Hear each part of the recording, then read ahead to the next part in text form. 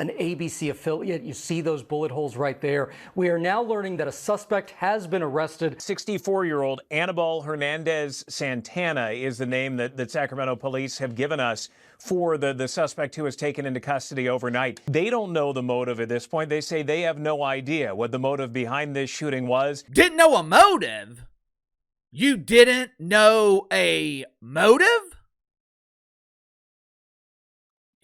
It took Uncle KC all of 5 minutes to find a potential reason why the ABC studio in what looked to be Sacramento in the People's Republic of California was redecorated with fresh new holes. Let's just look at this logically for a second. The alleged shooter, Anibal Hernandez Santana, has a severe case of stage 4 OMB. Orange Man bad!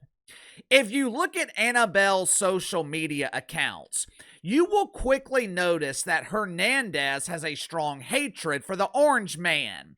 Throughout the week this week, the absolutely useless mainstream media, or as normal people prefer to call them, the biggest threat to America. Throughout the week this week, the media has erroneously reported that the Trumper is the reason that Jim Kimmel was fired or suspended. Jim Kimmel was fired on Wednesday. Less than 48 hours later, some dude named Anna shoots up the ABC affiliate in Sacramento. I wonder why. What the hell happened to this country? That is a rhetorical question because we know exactly what happened to America. Somewhere between 10, maybe 20% of the population has been 100% infected with the woke fungus. Patients at Woke Memorial Hospital, they are celebrating the death of Charlie Kirk, and they're crying over Jim Kimmel getting fired. Their grief has been so severe. My inside sources are telling me that butt bongo festivals have been canceled. Sales of Preparation H have declined by 75%. I don't know if you guys have noticed, but we are dealing with lunatics. Have you guys seen that YouTuber, that dude who calls himself Destiny? For starters, I thought Destiny was a girl name, but this particular Destiny has a beard, which isn't all that surprising since modern woke women seem to have bald heads and full facial hair. But either way, Male Destiny is one of the leaders of the Maniacs. He's a younger version of Keith Olbermann. KD Boo! Over the last couple of weeks, I have been watching more conservative media than I usually do. Normally, I distract myself with sports shows. This time of year, it's mainly Saint stuff. Since I monitor the media all day, the last thing I want to do in my free time is monitor the media. But lately, I have been watching more conservative media than usual, specifically Tim Pool and Steven Crowder, Piers Morgan. It's been almost 2 weeks since we lost Charlie Kirk. With this being an obvious political assassination, you would think death threats against conservative media personalities would decline. According to Tim Pool and Steven Crowder, the threats have significantly increased. Steven Crowder has an interesting solution that I'm not necessarily against. Steve claims that it is time to start fighting back physically while remaining within the law. Basically, Steven Crowder is advocating for self-defense. He's saying that it's time for normal people to stop turning the other cheek. It's time for normal people to reinstate the method of dunking heads in toilets. According to Steven Crowder, if you're at one of his events, if you're at a conservative event and you notice a parishioner or deacon at Woke United Methodist exhibiting suspicious behavior, you don't stand by and do nothing. Steven Crowder wants the wanker spankers to be terrified to show up to conservative events. He wants them so terrified to show up that they don't. Unless, of course, they're showing up to peacefully debate. Believe it or not, I think there's another potential solution to eradicating the woke fungus. Like I told you guys yesterday, nearly 100 Democrats voted to support a House resolution honoring Charlie Kirk, which means there are some normal Democrats. Based on what I have heard about Jim Kimmel from people who know him personally, he is potentially one of them. I have seen several conservatives who know Jim Kimmel personally describe him in ways that do not match the Jim Kimmel that we see on television. Do I think Jim Kimmel is violent? No. Do I think Jim Kimmel is a paid propagandist who likely does not believe half the shit that he says on TV? Yes. I'll be honest with you. I think most, not all, I think most people in mainstream media are reasonable. If normal people on both sides decided to unite against the political violence, I think we could ostracize the Destinies. The problem is fear. I think normal Democrats, I think people like Jim Kimmel are scared to death of the radicals who have taken over the Democratic Party because they know the woke fungus will devour them first. The maniacs will come after them first if they feel betrayed. Make sure to like and subscribe. You can follow me on Twitter at KC_BTL84. Link to the second channel in the description below. Today on the second channel, or probably tomorrow. I think I'm going to take the rest of the day off today. But eventually, we will be talking about Dabo Swinney and the ongoing civil war at Clemson. Clemson has went from being one of the most prestigious programs in the country to being a flaming ass fire. Some want Dabo Swinney to be fired, but you better be careful what you wish for. I'll explain why, so click the link in the description below, subscribe to the second channel. Headline at Newsweek: Disney subscribers quit in droves over Jimmy Kimmel being fired.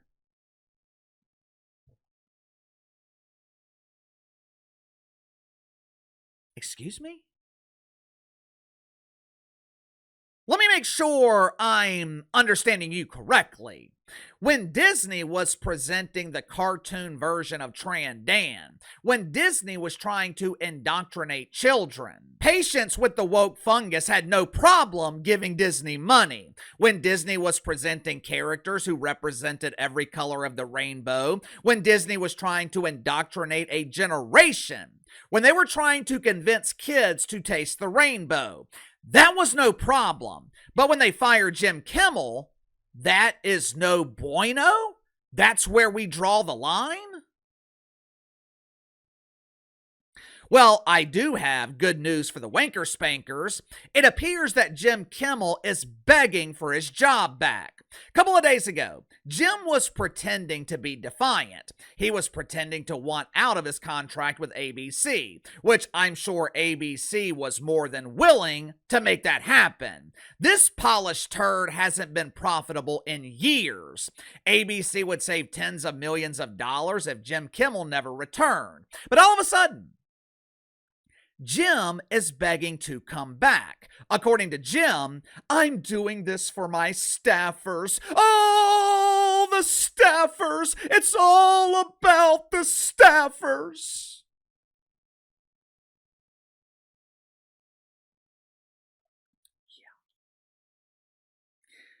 Jim Kimmel is claiming that he wants to return so his staff, which mostly consists of parishioners at Woke United Methodist, will have the money to continue their mandatory tithes. There's just one problem, Contrary to the belief of Jim Kimmel and his pretend friends in the media, the Trumper is not the reason Jim Kimmel was fired. The FCC is not the reason Jim Kimmel was fired. Although I won't sit here and lie to you by saying that the FCC didn't have any impact, Brendan Carr talking about this publicly, it definitely added fuel to the flaming ass fire. But the reason Jim Kimmel was fired, ABC affiliates were bombarded with complaints. And the complaints weren't just coming from normal people. The complaints were also coming from sponsors. You know, the people that pay the bills. Whether or not Jim Kimmel returns remains to be seen. Even if he does return, it's only going to be temporary. Jim Kimmel is running on borrowed time. Once his contract expires next year, it is highly unlikely that ABC agrees to another 5 years of significant financial losses. But if Jim Kimmel does return, there needs to be change. The lying has to stop. The demonization of over half the country has to stop. Thursday, Jim Kimmel admitted to Howie Mandel, if you want to have a large audience, you don't want to piss a lot of people off. Lately, I've been pissing everyone off.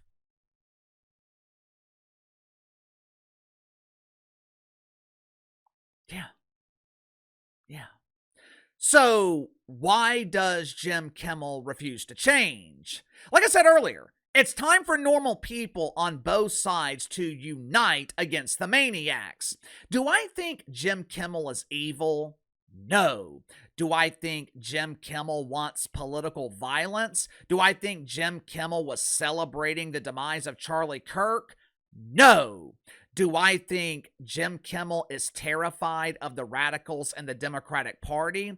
Do I think he lacks the courage to speak out against them?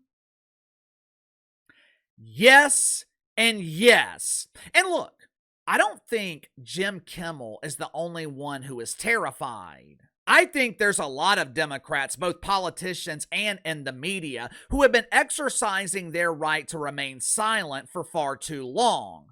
This problem is not going to be solved by normal people. Well, it can be solved by normal people, but I don't think anyone wants a civil war. The radicals are not listening to Megyn Kelly. They're not going to listen to Sean Hannity. But KC, if Jim Kimmel and the rest of the media speak against them, they won't listen to them either.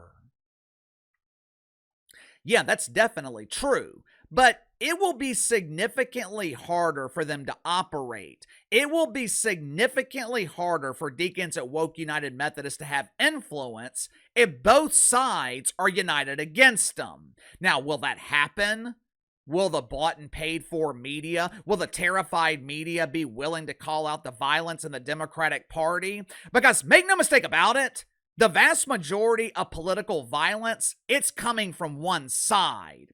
Will they be willing to do that? Doubtful. Highly, highly unlikely. So, where do we go from here? What happens next? Because I don't think the deacons are going to stop. According to Tim Pool, the threats have actually increased. So, where do we go from here?